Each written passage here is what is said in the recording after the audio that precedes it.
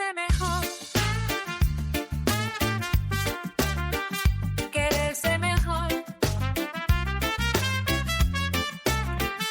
Quererse mejor.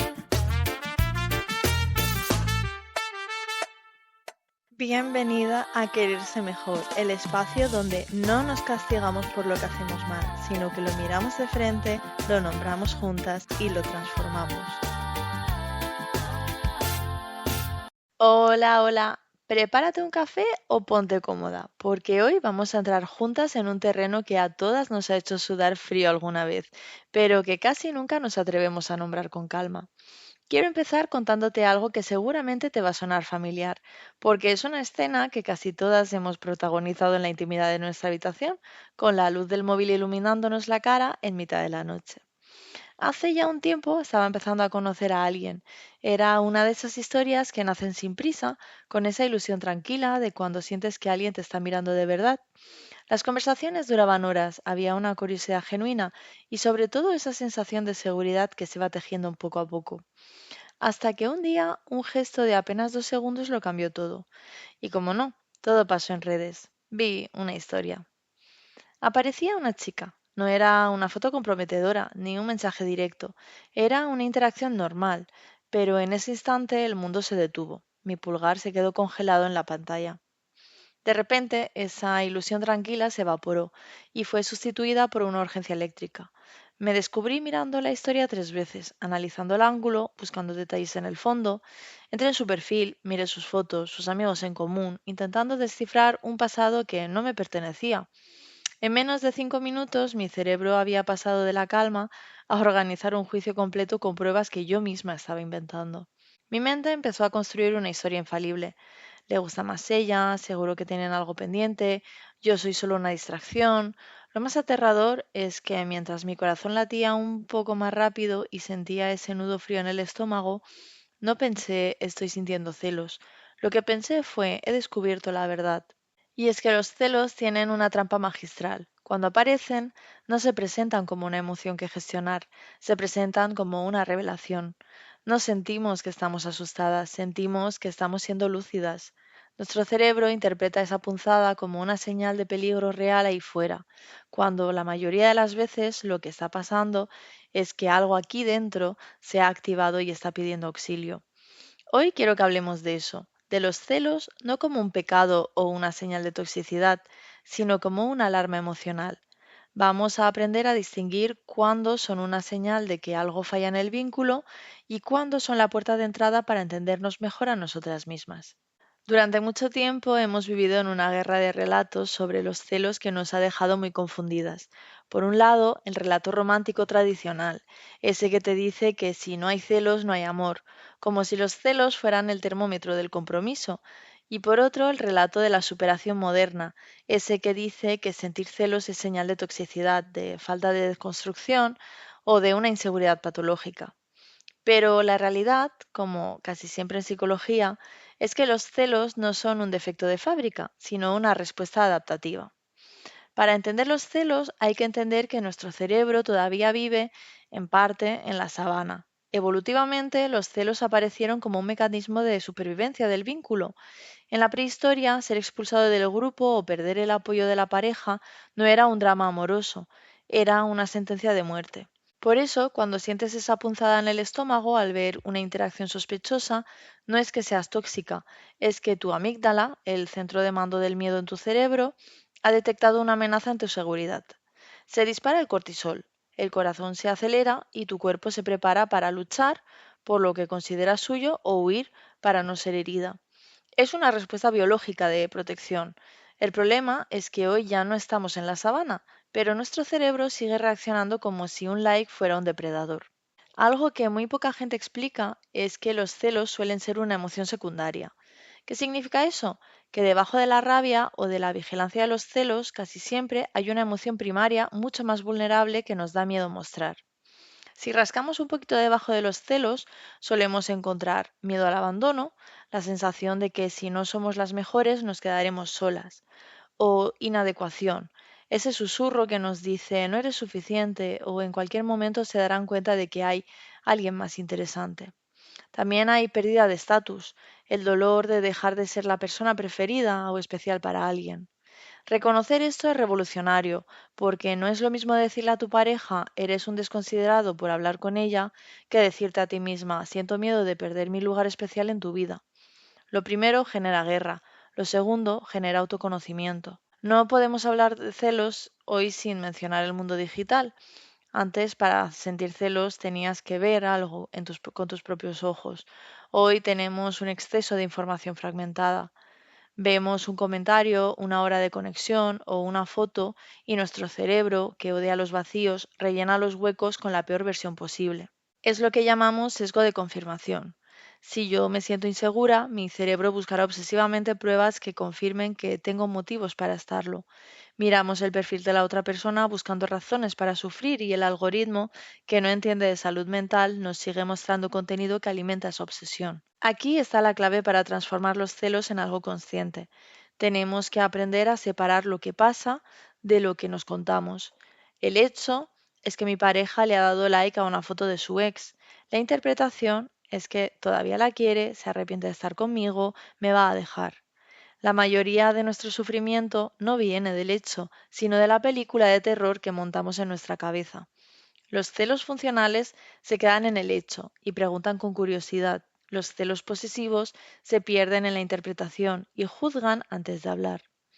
Cuando la ansiedad de los celos aprieta, la tentación es controlar, revisar el móvil, preguntar dónde estás, pedir contraseñas. El problema es que el control es un aliviador a corto plazo, pero un veneno a largo plazo. La seguridad que viene del control es una falsa seguridad. Si sé que no me engañas porque te tengo vigilada, no estoy confiando en ti, estoy confiando en mi vigilancia. Y eso agota. La seguridad real, la que sana, no nace de saber que la otra persona no puede hacer nada, sino de confiar en que, aunque pueda hacerlo, elige cuidar el vínculo y que si algo cambia, tendremos la madurez para hablarlo. Te confieso algo que a mí me costó muchos años de conversaciones incómodas conmigo misma. Durante mucho tiempo no he sabido pedir seguridad en una relación.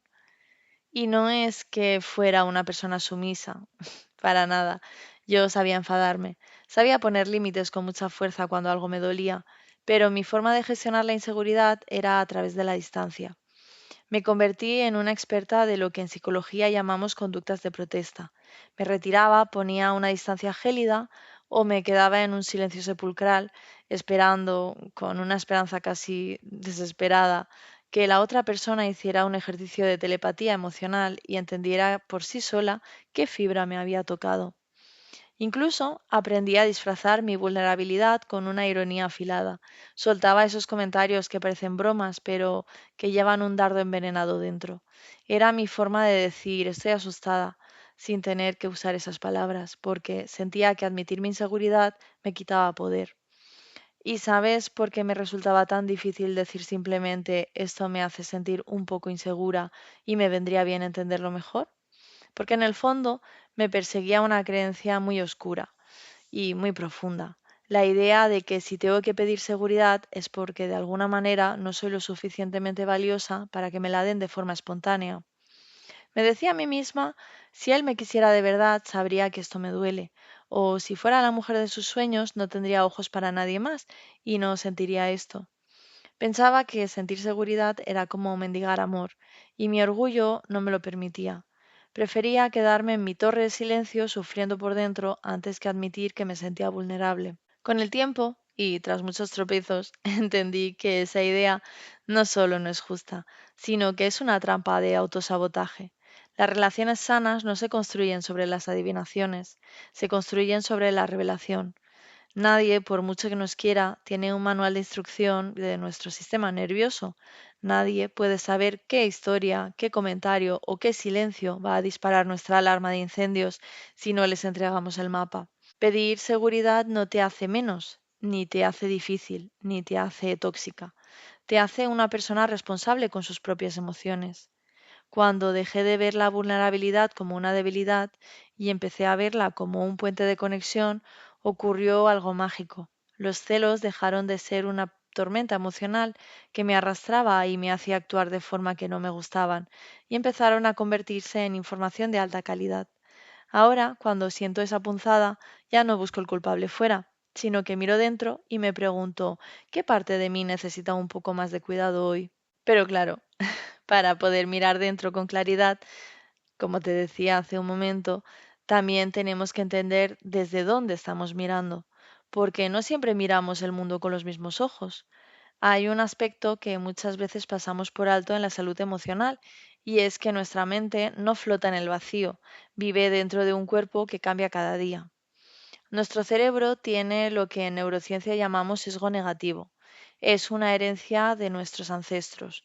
Para sobrevivir en la naturaleza era mucho más útil confundir una sombra con un tigre que confundir un tigre con una sombra.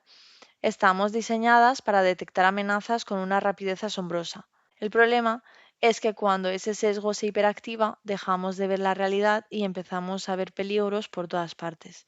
Y aquí es donde entra nuestra fisiología. Si eres una persona con ciclo menstrual, habrás notado que hay días en los que eres una roca, emocionalmente hablando, y otros días en los que un simple visto en WhatsApp se siente como el fin del mundo. No es casualidad.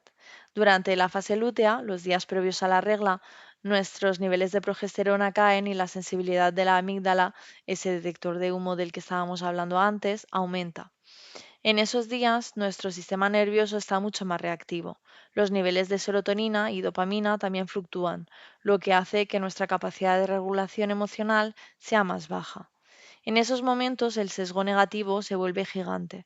El cerebro se vuelve más comparativo, más propenso a la sospecha y mucho más creativo para construir historias de rechazo. No es que tu relación haya empeorado de repente un martes por la tarde, es que tu sistema nervioso está agotado o en un momento de máxima sensibilidad y está intentando protegerte de posibles dolores subiendo el volumen de todas las alarmas. Por eso, antes de tomar una decisión drástica o de lanzarte en una conversación difícil, por celos, te invito a que te preguntes, ¿cómo estoy yo hoy? ¿He dormido bien? ¿En qué punto de mi ciclo estoy? ¿He comido lo suficiente? A veces lo que sentimos como una crisis de pareja es en realidad un cuerpo pidiendo a gritos descanso, regulación o simplemente un poco de silencio. No todo lo que sentimos es una verdad absoluta sobre nuestra relación. A veces es solo un sistema nervioso estresado enviándonos señales de socorro. Aprender a distinguir entre una intuición real y una reactividad hormonal es probablemente una de las herramientas de amor propio más poderosas que podemos desarrollar. Quiero dejarte una pregunta que quizás te acompañe durante el día de hoy. Cuando aparecen los celos, si te paras un momento antes de reaccionar y miras un poco más profundo, ¿qué es exactamente lo que tu corazón teme perder? Tal vez sea el amor o la atención o la sensación de ser importante para esa persona. Tal vez sea el miedo a dejar de ser elegida o a que el vínculo deje de ocupar el lugar que tenía. Debajo de los celos casi siempre hay una necesidad legítima que todavía no hemos aprendido a expresar con claridad. Y una vez que te has hecho esa pregunta, cuando ya sabes qué es lo que te da miedo perder, ¿qué haces con todo eso? Porque tener la información está muy bien, pero en el día a día necesitamos saber cómo actuar para no quedarnos atrapadas en el bucle. Por eso, hoy quiero compartir contigo una hoja de ruta muy sencilla que a mí me cambió la forma de gestionar mis crisis. La llamo el traductor de celos. Es un proceso de 3 pasos diseñado para que dejes de ser víctima de tu reacción y empieces a ser la dueña de tu respuesta.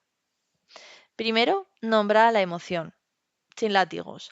El primer paso es el más sencillo y a la vez el más difícil. Admite internamente lo que está pasando. Di para tus adentros, vale, ahora mismo estoy sintiendo celos. Parece una tontería, pero cuando nombras la emoción sin juzgarla, sin decirte qué tonta soy o no debería sentir esto, le estás quitando el mando a la parte más impulsiva de tu cerebro. Es como encender la luz en una habitación a oscuras y el monstruo sigue ahí, pero ahora ves que no es tan grande como pensabas. Al nombrar el celo, dejas de ser el celo para pasar a observar el celo. Después, identifica la necesidad bajo el síntoma. El segundo paso es ir a la raíz. Pregúntate, ¿qué necesito ahora mismo para volver a sentirme a salvo? A veces lo que necesitas es algo muy concreto, como claridad sobre un hecho. Otras veces es algo mucho más profundo. Necesitas sentir que sigues siendo la prioridad de esa persona. Necesitas un rato en exclusividad sin teléfonos. O simplemente necesitas que te validen que lo que sientes tiene sentido. Recuerda lo que hablábamos antes. La seguridad real no viene de prohibirle cosas al otro, sino de atender tu propia vulnerabilidad. Y por último, traduce la queja en una petición honesta. Este es el paso definitivo. Aquí es donde transformamos la energía de los celos, que es destructiva, en energía de conexión, que es constructiva. Consiste en pasar del ataque al lenguaje de la vulnerabilidad. En lugar del reproche, por ejemplo, es que siempre estás hablando con ella, parece que te interese más que yo. Usa la traducción. Me he sentido un poco insegura al ver vuestra interacción de hoy.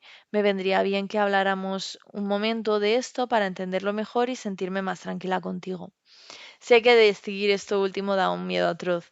Exponerte así se siente como ir a la guerra sin escudo. Pero la realidad es que cuando hablas desde tu necesidad, le quitas al otro la necesidad de defenderse. No le estás señalando con el dedo, le estás invitando a entrar en tu mundo emocional.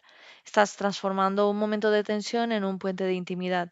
Y es ahí, en esa conversación honesta, donde la inseguridad se disuelve y se convierte en complicidad. Si sientes que este tema de los celos es una piedra en el zapato que te impide caminar tranquila, hay un libro que es prácticamente un manual de cabecera para entender qué nos pasa. Se llama Amar o Depender, de Walter Rizzo. Lo que más me gusta de este libro es la honestidad con la que Walter nos habla. Él explica de forma muy clara que muchas veces lo que llamamos amor intenso es en realidad una dependencia afectiva que nos quita la libertad. En sus páginas analiza cómo el miedo a la pérdida, que es el motor de los celos, se alimenta de la idea de que necesitamos al otro para estar completas. Si lo lees, vas a entender que los celos no son una medida del amor, sino muchas veces una medida de nuestra falta de autonomía. Es un libro que te da el empujoncito necesario para empezar a quererte desde un lugar de abundancia y no desde la carencia. Pero, como siempre digo, la teoría necesita práctica, así que además de esta lectura te propongo un pequeño ejercicio de observación para los próximos días. La próxima vez que aparezcan los celos, en lugar de juzgarte o intentar suprimirlos, que ya hemos visto que eso solo los hace más fuertes, intenta ser una observadora externa. Imagina que sales de tu cuerpo un momento y miras a esa versión de ti que está asustada. Pregúntate con mucha ternura, ¿qué historia me estoy contando ahora mismo? ¿Estoy amando desde la libertad o estoy intentando retener por miedo o por dependencia?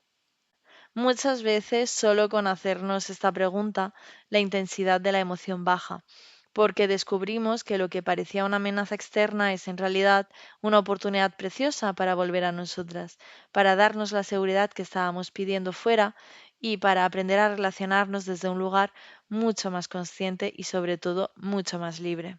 Los celos no siempre son un enemigo al que hay que eliminar. A veces son simplemente una alarma emocional que nos está señalando que algo importante necesita atención y cuidado. Cuando aprendemos a escucharlos sin dejarnos arrastrar por ellos, pueden convertirse en una forma de información muy valiosa sobre nuestras necesidades y nuestros miedos. Transformar esa información en palabras, en peticiones y en conversaciones honestas es una de las maneras más bonitas de construir vínculos más sanos y más conscientes, porque al final querer mejor también significa atrevernos a decir con calma y con honestidad, esto me importa y me gustaría cuidarlo contigo. Nos escuchamos en el próximo capítulo y mientras tanto, cuídate mucho y sobre todo, quiérete mejor. Nos escuchamos pronto. Chao, chao.